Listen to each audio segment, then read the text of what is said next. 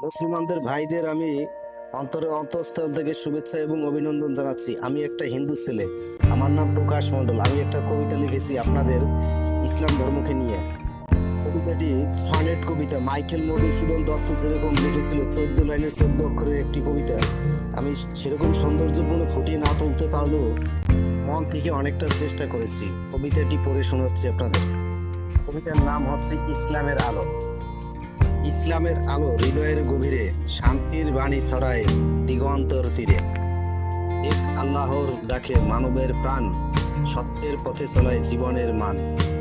নামাজে হৃদয় ভরে পবিত্র আলয়, রোজা ত্যাগে ধরা দেয় আত্মপরিচয়।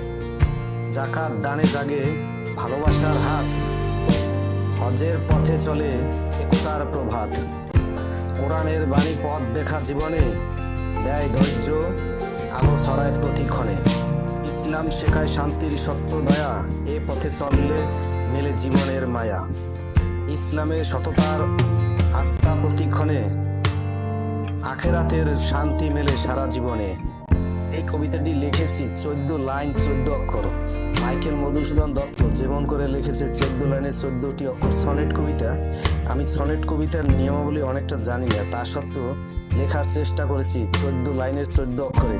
ভুল ত্রুটি আমার এই কবিতায় যদি থাকে, আমি আপনাদের কাছে ক্ষমা চাচ্ছি। দয়া করে পারেন যদি আমার এই কবিতাটি পড়ে যদি আপনাদের হৃদয়ের অন্তরে স্থান আমি পাই, তাহলে অবশ্যই লাইক এবং সাবস্ক্রাইব কিন্তু আপনাদের মাঝ থেকে আমি চাই।